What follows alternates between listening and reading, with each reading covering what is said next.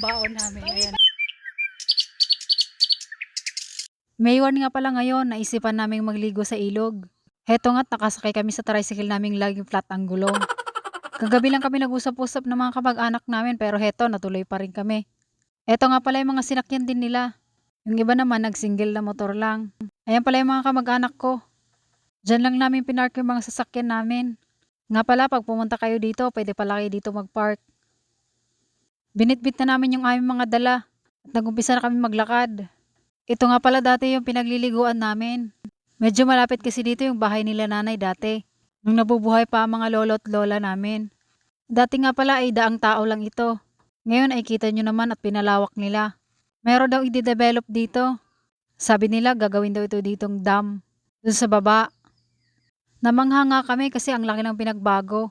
Siguro yung last na punta ko dito ay siguro mga 15 years old pa lang ako noon. Yun naman ay 18 pa lang ako. Char. Kita nyo naman kung paano nila ito sinira. Hindi naman sa pag-aano, hindi ko gusto yung mga ganito. Yung sinisira nila yung kalikasan natin. Kasi ito, magiging paron ito sa landslide. Oo nga, gaganda nga. Pero may epekto rin. Medyo malayo-layo rin pala yung lalakarin dito. Nagpahinga nga muna kami at medyo napapagod na. Yung iba pala naming mga kasama ay nandun na sa baba.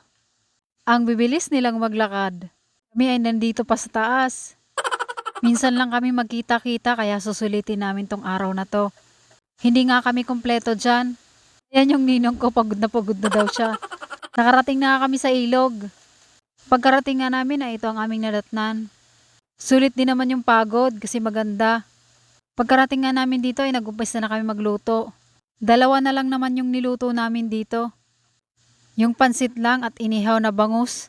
Ako na nga ang tumoka sa pansit at yung ninong ko naman ang tumoka sa pag-iihaw ng isda. Nakakapagod man pero ayos lang. At yan nga ang aking ninong nag-iihaw na ng isda. Hindi lang yan taga-ihaw, dancerist pa yan. Nagsha-shoutout palagi. Ninong ko pala siya sa kasal. Pag-ikot nga ng camera ko dito sa kabila ay nandyan pala si tatay nagkuha ng dahon. Sasapin namin sa mga pagkain namin. Outing, picnic, swimming, halo-halo na to basta masaya lang. At naluto na nga yung mga niluluto namin kanina. At inumpisa na naming maghanda ng aming pagkain. Para mailatag na at para makakain na rin. Ayan nga pala yung aming mga dalang pagkain.